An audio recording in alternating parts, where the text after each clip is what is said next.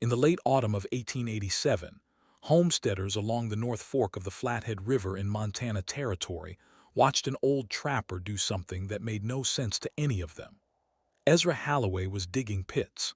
Not one pit, not two, but a network of shallow rectangular hollows carved into the hardening ground behind his cabin, each lined with pine boughs and roofed over with rough plank covers weighted down by heavy river stones. At first, most people assumed he was preparing new root cellars, though nobody had ever heard of a man needing 5 of them for a single household. As the days passed, the digging continued. Cover after cover was hauled into place. His 17-year-old nephew Amos followed behind him carrying bundles of boughs and lengths of hemp cord.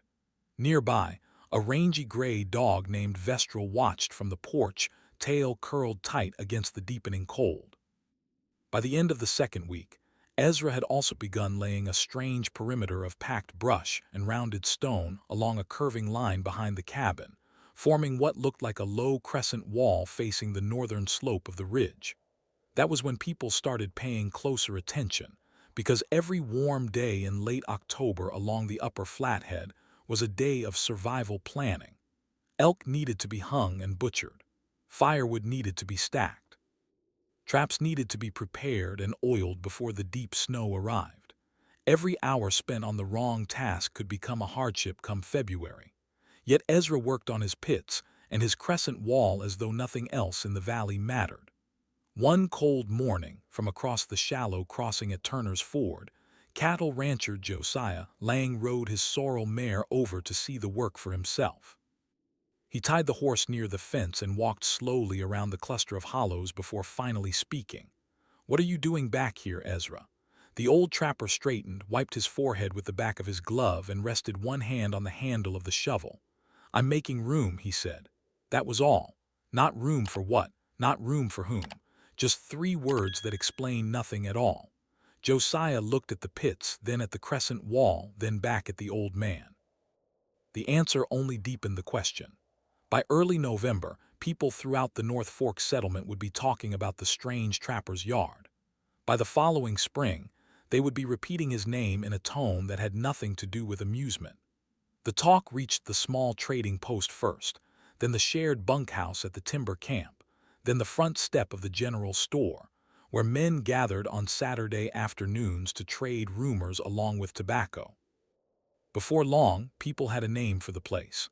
They called it Halloway's Graveyard, on account of how the rows of covered pits looked like fresh burial plots waiting for occupants. The nickname carried a kind of grim humor, and it stuck fast. Bartholomew Reeves, who owned the trading post and controlled much of the winter credit in the valley, called the whole project a foolish way for an old man to spend his last good weather. Cornelius Vetch, a lumber foreman who had wintered in the Northern Territories for more than 20 years, laughed loudly when he first heard the story. "Snow is what you shovel off your roof," he said, "not what you tuck into the ground like a Christmas ham." Most people agreed. The nickname deepened. Ezra heard it. Everyone did. The settlement along the North Fork was too small for private mockery, yet the pits behind his cabin kept multiplying. Week after week, the old trapper worked without defending himself, correcting anyone, or offering the smallest explanation. The silence only widened the mystery, and somewhere beneath the laughter, a few of the older settlers began to wonder whether Ezra Halloway might be preparing for something the rest of them could not yet see. A man who had lived alone in the northern Rockies for nearly 40 winters was not the sort to dig 5 identical pits without a purpose. The talk around Halloway's graveyard continued through the first week of November, but very little changed on the trapper's property itself. A worn beaver-felt hat still hung on a peg by the door. A pair of snowshoes rested against the wall where they had been placed the previous spring. Neither item had been moved since Ezra's brother, Silas, had died of pneumonia during the terrible cold snap of 1883, 4 winters past. Some evenings, Vestral would settle near the empty rocking chair by the stove, ears pricked as though waiting for a familiar voice to return through the doorway. One quiet night, while the last light drained from the ridge line, Amos looked up from cleaning his rifle and asked the question that had been sitting in his mouth for weeks. "Uncle, Are you sure the pits are worth all this trouble? The question hung in the warm cabin air. Ezra's hands continued working an oiled rag along the length of a trap chain before he finally glanced toward the small square window facing the yard. The answer never came. Outside, the covered hollows sat silent beneath the rising moon, waiting. Inside, some preparations for winter carried a meaning far deeper than mere survival. The idea had not been born in Montana. Years earlier, when Ezra had first come west as a young man of 19, he had spent 2 winters trapping the high country north of the Canadian border with an old Métis hunter named Jean-Baptiste Deschamps. The Métis lived differently than most white trappers. They read the snow the way a scholar read a book. They understood that winter was not simply cold weather to be endured, but a resource to be harvested, gathered, stored, and used. Jean-Baptiste had shown him things that most Americans would have dismissed as superstition. Storage pits lined with pine boughs, ice cellars carved into shaded slopes, windbreak walls built at precise angles to catch drifting snow instead of blocking it. Ezra had watched the old hunter drink cold, sweet water in the middle of March when every other camp in the region was melting dirty ice over their fires. He had watched him keep meat fresh through the entire winter without a single spoiled cut. One phrase from Jean-Baptiste had stayed with him across 4 decades. Snow is not your enemy. Snow is a gift you must know how to open. At the time, the words had sounded like the wisdom of an old man speaking in riddles. Later, standing beside his own cabin along the North Fork with winter always waiting somewhere beyond the ridge, Ezra had come to understand what Jean-Baptiste had really been describing. Not folklore, a system.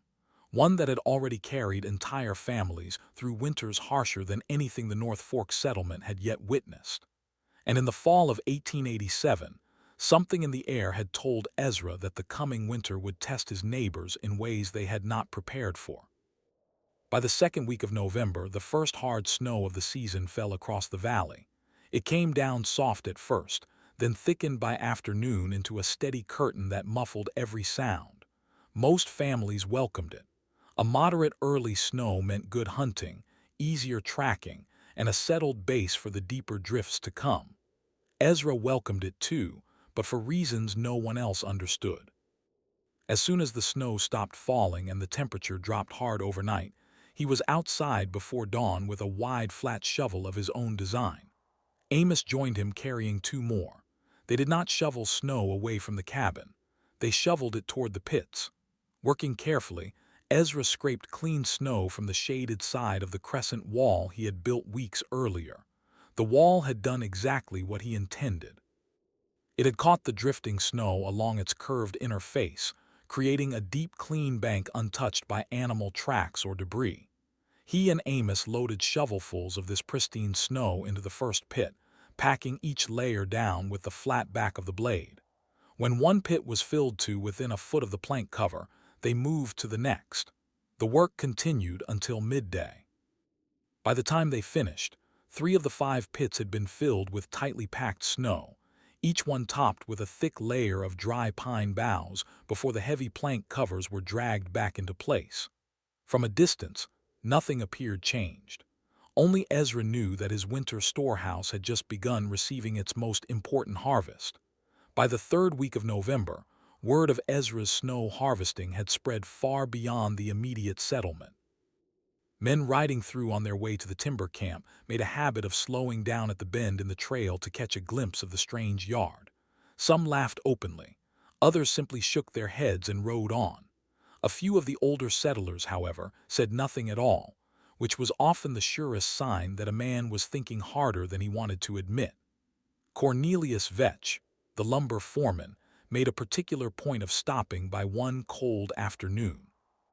He tied his mule to the fence rail with the heavy, deliberate movements of a man preparing to deliver a lecture.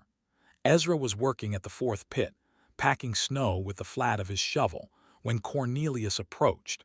The foreman had spent 22 winters in the northern forests. Men listened when he spoke about cold, whether the way they listened when a preacher spoke about mortality. "You know that snow's going to melt come April, don't you?" Cornelius said. Ezra straightened slowly, one hand resting on the shovel handle. He did not answer. The foreman pressed on. And when it melts, all you'll have is a hole full of water and a lot of ruined boughs. That's if the roof holds. If it doesn't, you'll have a hole full of nothing. Then he pointed toward the crescent wall behind the pits. And that thing back there is going to fill in the first hard blow. You'll spend all winter shoveling your own trap out of a drift. The argument sounded reasonable because much of it was reasonable. Every man along the North Fork knew that stored ice needed proper shading, proper drainage, proper insulation. Everyone had lost meat to unexpected thaws. Everyone had watched carefully built structures collapse under the weight of accumulated snow. Nothing Cornelius said came from malice. It came from the hard lessons of 2 decades of frontier winters. Amos, who had been listening from a few feet away, felt the weight of the foreman's words settle uncomfortably on his shoulders. His uncle was old. His uncle had been trapping alone for years. Perhaps age had begun to soften his judgment.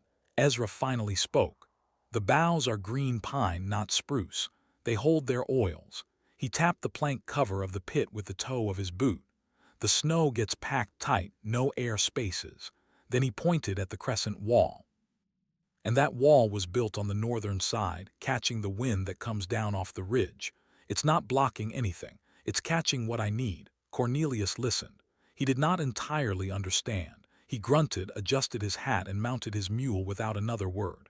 As he rode away, Ezra returned to his shovel and continued packing snow into the 4th pit. Amos watched his uncle work for a long moment before speaking. "Uncle, what if he's right?" Ezra paused. He looked at his nephew across the packed snow with the same steady patience he had once reserved for teaching the boy how to set a marten trap. "Boy, when you have lived through as many winters as I have, you stop asking what if a man is right. You start asking what if the weather is worse than anyone expects. That's the only question that matters." Then he handed Amos the shovel and gestured toward the 5th pit. By the last day of November, all 5 pits had been filled with clean packed snow, sealed beneath their layers of pine boughs and plank covers. The crescent wall behind them had done exactly what Ezra had promised. It had gathered a deep, clean drift along its inner face, a reserve of pristine snow untouched by animal tracks or fallen debris. And to the surprise of anyone who happened to notice, Ezra had begun a new project along the eastern side of his cabin. He was building a small addition. Not a room exactly. It was more like an enclosed passage, roughly 6 feet wide and 8 feet long, framed with heavy logs and roofed with double planking. One end connected directly to the cabin's kitchen wall through a low doorway. The other end opened outward toward the yard. Amos helped him lay the floor with flat river stones set into packed clay. When the passage was complete, Ezra sealed every crack with a mixture of moss and river mud, then hung a thick bearskin over the outer doorway to serve as a windbreak. By the 1st of December, the strange yard behind Ezra Halloway's cabin was complete. 5 sealed pits, 1 crescent wall, 1 curious enclosed passage, and winter had not yet shown what it truly intended to do. The first week of December arrived with the kind of stillness that experienced frontier men had learned to distrust. The temperature dropped steadily but without violence. The sky remained a pale, even gray from horizon to horizon. No fresh snow fell. No wind stirred the tops of the lodgepole pines. Along the North Fork, families used the calm days to finish last-minute preparations. Firewood was stacked closer to doors. Livestock was moved into inner pens. Roofs were checked one final time for weak shingles. Ezra Halloway used the calm days differently. Every morning, before the light had fully risen above the eastern ridge, he was already at work inside the enclosed passage he had built along the cabin's eastern wall. Amos would find him there with a small oil lamp burning against the stone floor, arranging tools and supplies with the quiet precision of a man following a plan that existed nowhere except inside his own head. Along one wall he had installed a low wooden shelf. On the shelf sat several heavy earthenware crocks, an iron kettle, a small copper basin, and a pair of tin buckets. Along the opposite wall he had built a narrow bench topped with a folded canvas tarp. One cold morning, Amos finally asked the question that had been building in him for days. "Uncle, what is all this for? The passage is not a woodshed. It is not a spring house. It is not a smoke house. What is it?"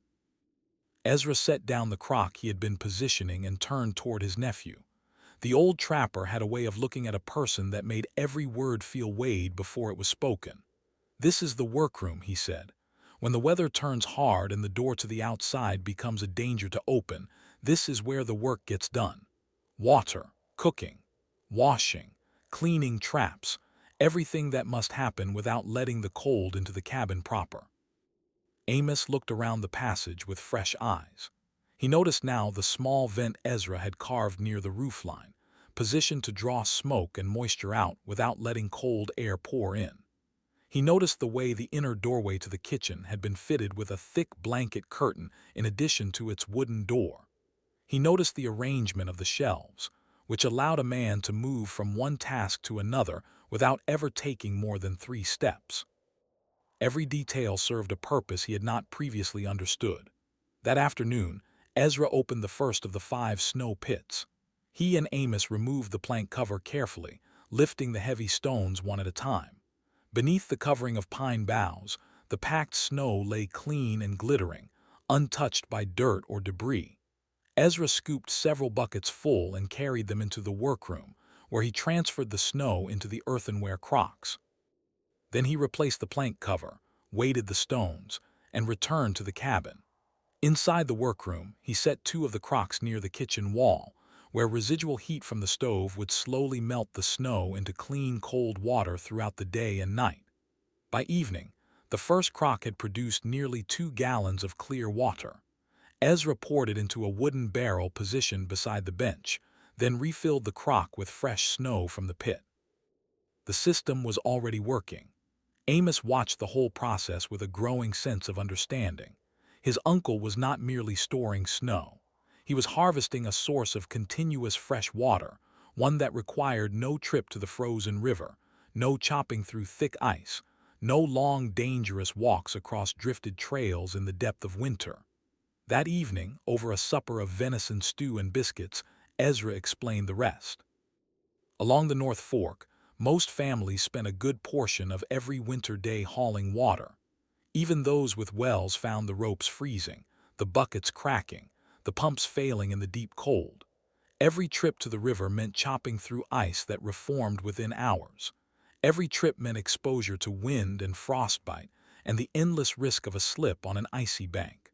The men who died on frontier winters rarely died of cold alone.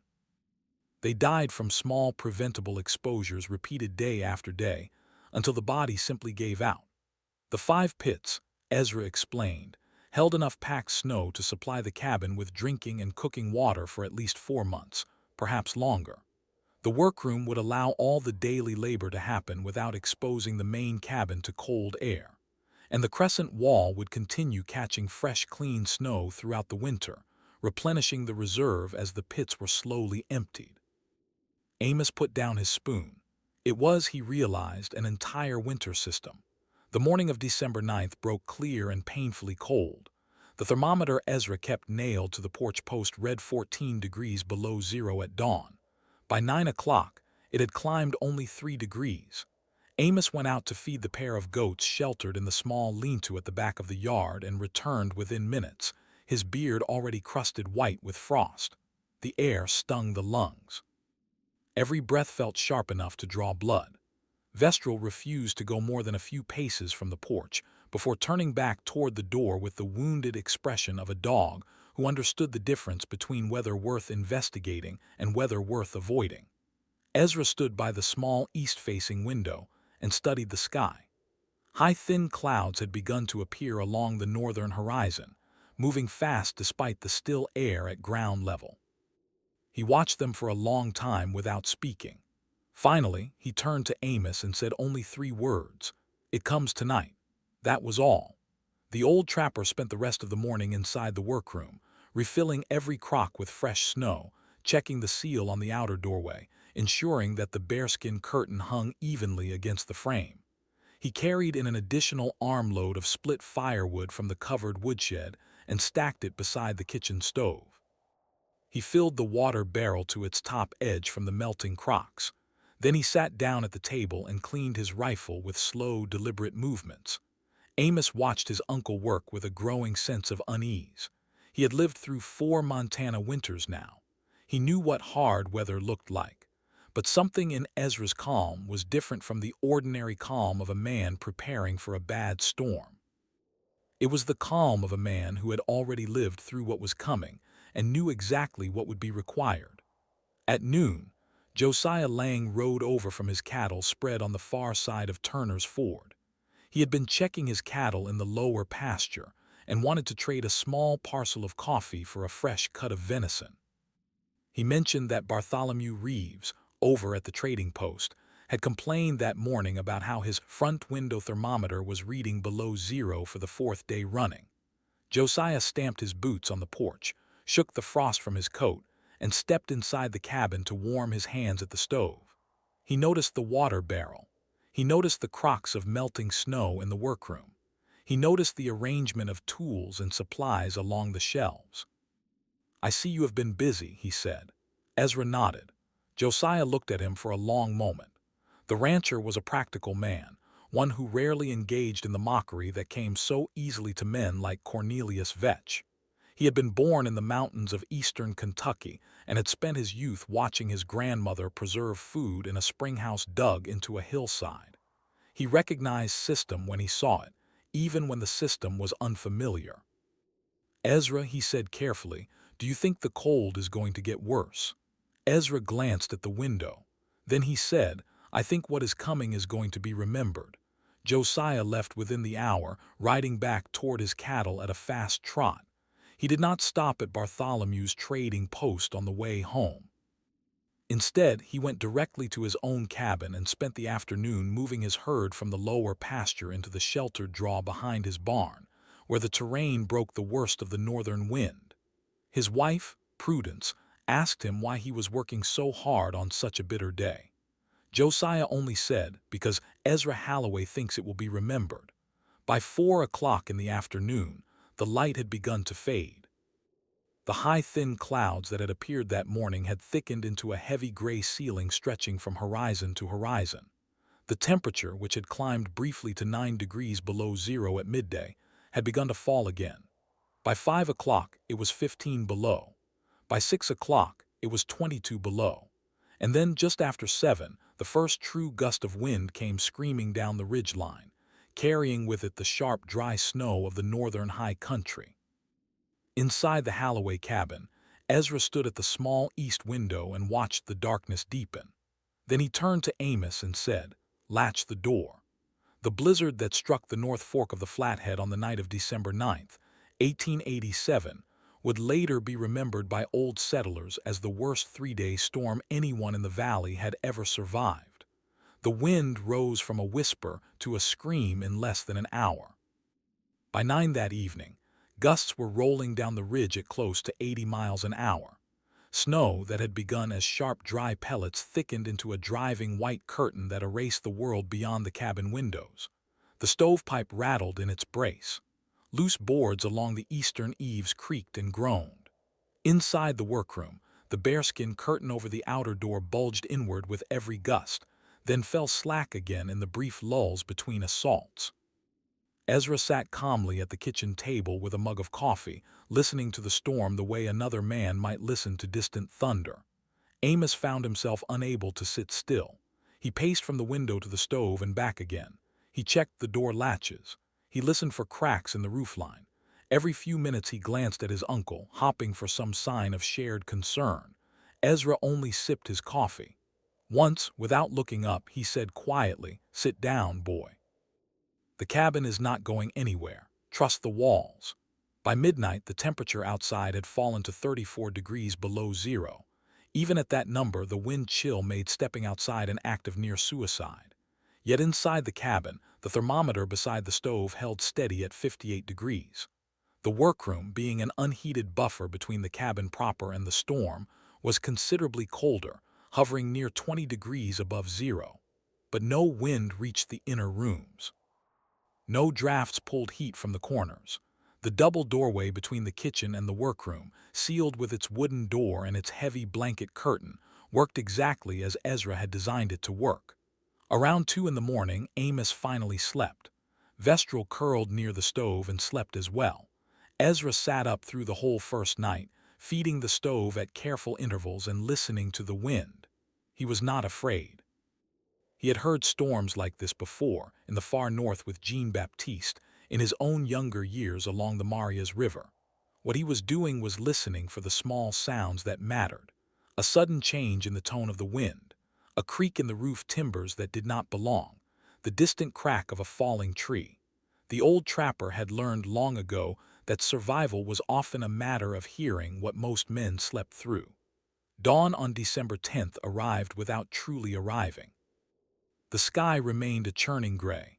Snow drove sideways across the yard, packing hard against the northern side of the cabin, drifting deep along the crescent wall exactly as Ezra had planned.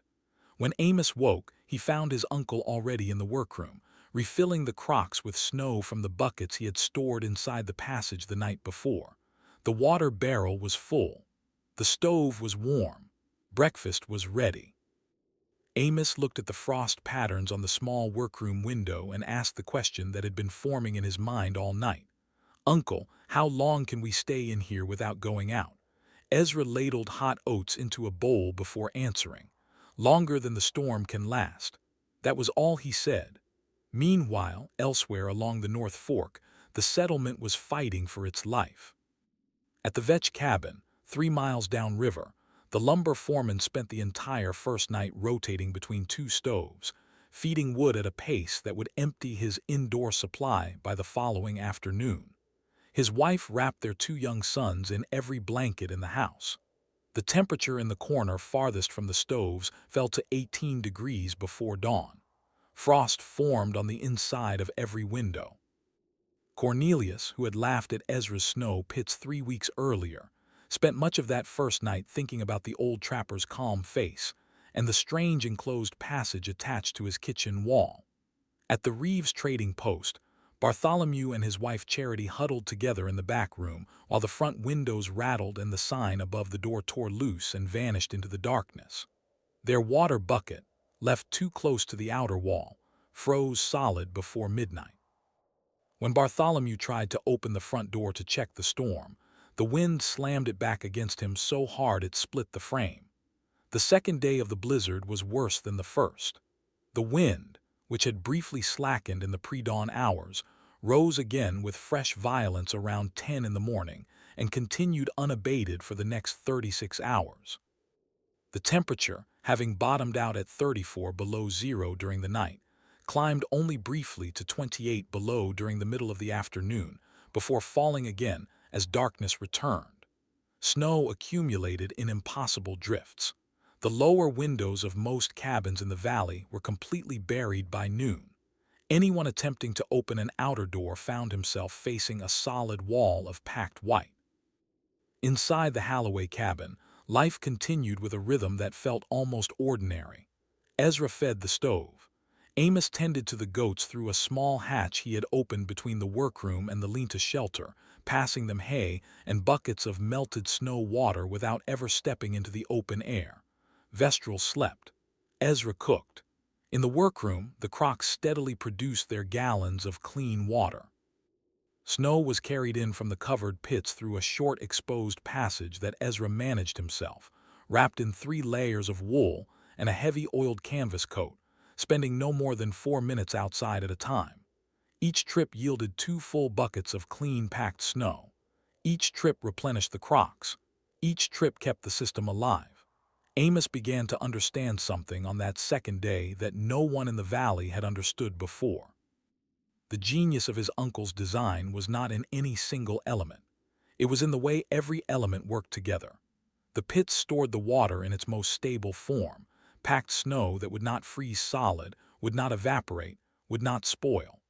The crescent wall gathered fresh snow from the storm itself, creating a continuously replenishing supply. The workroom provided a sheltered space where the daily labor of survival could happen without exposing the main cabin to the storm. The lean-to hatch kept the livestock alive without requiring a single trip through the drifts. Every part of the design served every other part. Around noon on the second day, Ezra sat down at the table with Amos and drew a rough sketch on the back of a trade receipt. He drew the cabin. He drew the workroom. He drew the 5 pits, the crescent wall, the lean-to, the small vent, the double doorway. Then he tapped the paper with his finger and said, "This is what Jean-Baptiste taught me." Not any one part, the whole thing. A man who tries to survive winter by fighting it will always lose. A man who lets the winter itself do half the work will always win. The snow that trapped Bartholomew Reeves is the same snow that keeps us alive. The wind that tears the roofs off other cabins is the wind that fills my crescent wall. Winter is not the enemy, boy. Winter is the material. Amos studied the sketch for a long time. He thought about the laughter at the trading post. He thought about Cornelius Vetch's confident dismissal. He thought about Bartholomew's mockery. He thought about how many men in the valley at that moment were probably fighting for their lives against something his uncle had spent 3 months preparing to welcome. That afternoon, the first true casualty of the blizzard reached the Halloway cabin, though Ezra and Amos would not learn of it for another 2 days. Down at the timber camp, a young cutter named Reuben Marsh had tried to walk the half-mile between the bunkhouse and the mess shed during a brief lull in the wind around 2 in the afternoon. The lull had lasted perhaps 4 minutes. Reuben, who had grown up in the mild winters of southern Missouri, believed he could make the trip before the wind returned. He was wrong.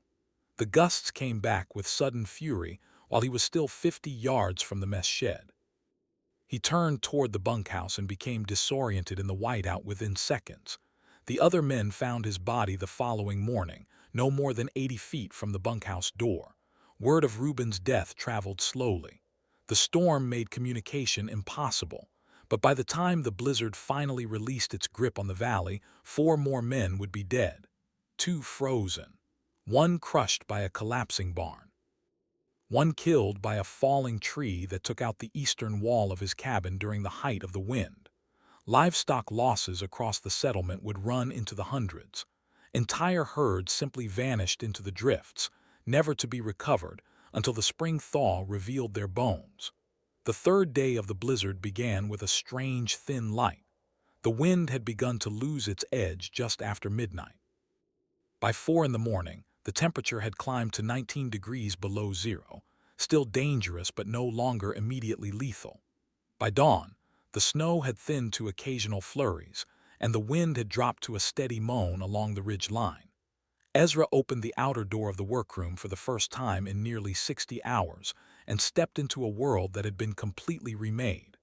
Snow drifts stood shoulder high against the northern wall of the cabin.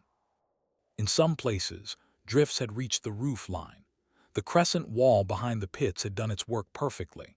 A great clean bank of packed snow had accumulated along its inner curve, providing a fresh reserve that would carry the household through the rest of the winter without ever touching the untouched pits below. The lean-to was buried but intact. The goats were alive and warm, having been supplied continuously through the interior hatch. The chimney was clear. The stovepipe was clear. Nothing had failed. Ezra spent the morning of December 12th cutting a narrow path from the workroom door to the top of the crescent wall drift.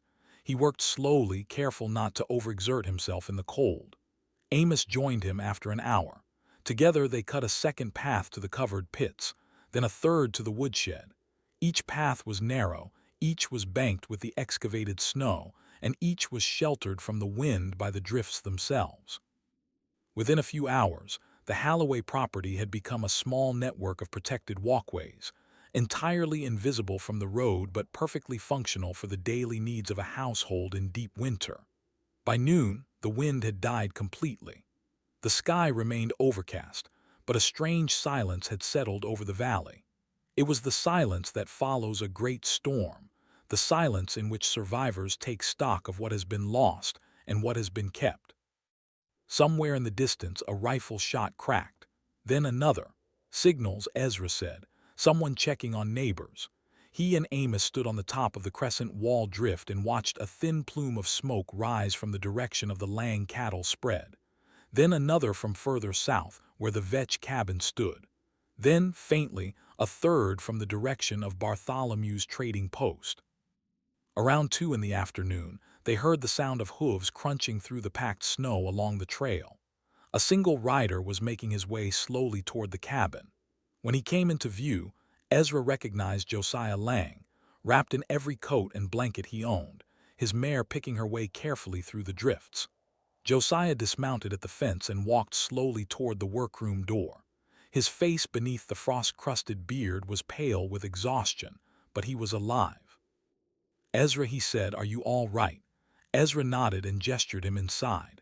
Josiah stepped through the outer door, past the bearskin curtain into the workroom. He looked around at the crocks of melting snow, the water barrel, the shelves of tools, the small oil lamp burning steadily against the stone floor. He looked at the sealed inner doorway with its wooden door and blanket curtain. He looked at the warm, dry air. His breath, which had been forming clouds outside, now barely missed it at all. Then Josiah did something Ezra had not seen a grown man do in many years. He sat down heavily on the bench and put his face in his hands. After a long moment he spoke. "Reuben Marsh is dead. So is Wallace Trent. So is Old Man Kellner. So is Barnaby Hoyt. The Vetch place lost most of its roof last night. Cornelius and his boys are alive, but Prudence took my sons in with our own boys, and we spent the second night crowded around a single stove. The trading post is standing, but Bartholomew's front room is destroyed, and I have lost 40 head of cattle that I know of, probably more." The workroom was quiet for a long time. Ezra poured a mug of hot coffee from the kettle on the small stone hearth and pressed it into Josiah's hands. The rancher drank slowly, then looked up at the old trapper with an expression that was neither anger nor amazement but something quieter and more difficult to name. "You knew," he said. Ezra shook his head slowly. "I did not know how bad it would be," he said. "I only knew that when winter decides to be serious, a man cannot answer it with the tools of summer." Josiah Lang stayed at the Halloway cabin for nearly 4 hours that afternoon. He drank 2 more mugs of coffee. He ate a plate of hot venison and biscuits. He warmed himself thoroughly by the kitchen stove, and he asked question after question about every detail of Ezra's winter system. He wanted to know the exact depth of the pits. He wanted to know how the boughs had been laid. He wanted to know why the crescent wall had been curved rather than straight, why the vent in the workroom had been placed near the roofline rather than at ground level, why the doorway between the workroom and the kitchen had been sealed with both a wooden door and a blanket curtain rather than one or the other. Ezra answered every question patiently. Amos listened as carefully as Josiah did, because he realized that his uncle had never before spoken so openly about the reasoning behind the design. When Josiah finally rode home late that afternoon, he carried with him a rough sketch drawn on the back of the same trade receipt Ezra had used the day before to explain the system to Amos. He had memorized the details. He intended to begin his own version the following autumn. News of the storm spread slowly through the valley over the next several days. As trails were cleared and neighbors began checking on one another, the full toll became clear. 5 men dead, nearly 300 head of livestock lost, 6 cabins damaged badly enough to require major repairs before winter's end. The Vetch place, with its collapsed roof, was uninhabitable. Cornelius and his family moved in temporarily with the Langs. 2 other families along the lower stretch of the fork had lost enough of their winter provisions to face genuine hunger before spring. Bartholomew Reeves reopened his trading post within a week, but the losses to his stock and the damage to his building had left him a chastened man. He no longer joked about anyone's preparations. On the 4th day after the blizzard ended, Cornelius Vetch made the long walk from the Lang cabin to Ezra's property. He came alone, on foot, wrapped in a borrowed coat that was too small for him across the shoulders. When he arrived at the workroom door, he stood for a long moment without knocking. Ezra saw him through the small window and opened the door himself. Cornelius stepped inside. He looked around the workroom with the careful measuring eyes of a man who had spent his life building things. He said nothing for a long time. Finally, he pointed at the crescent wall drift visible through the window and asked, "How did you know the wind would come from that angle?" Ezra answered simply, "Because it always does. I have watched the ridge for 15 years. The northern gap between the two high shoulders funnels every serious blow to the same compass point. You just have to sit still long enough to notice. Cornelius nodded slowly. Then he said, "My roof came off because I built the eastern eaves too shallow. I have known for 3 years that they were too shallow. I told myself the storms had gotten milder." Ezra did not answer. Cornelius continued, "I laughed at your pits, Ezra. I told men at the timber camp that you had lost your judgment." Then he looked directly at the old trapper. "I was wrong." Ezra shrugged once.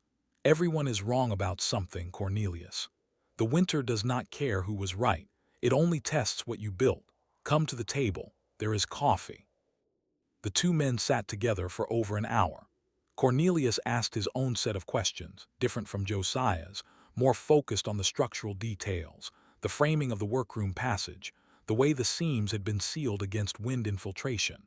Ezra answered each one. When Cornelius left, he carried with him not a sketch but a promise. He would help Ezra teach the design to anyone in the valley who wanted to learn. Spring arrived slowly to the North Fork that year. The snow was so deep in places that patches remained in the shaded draws until late May. When the melt finally came, Ezra's pits produced their final harvest. Clean cold water flowed steadily into his barrel for another 6 weeks after most of his neighbors had begun making the long walks back to the river. The bearskin curtain came down from the workroom door.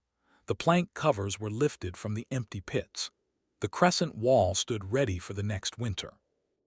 By the summer of 1888, the story of Ezra Halloway's winter system had spread far beyond the North Fork settlement. Trappers passing through on their way to the Canadian border stopped to ask about the design.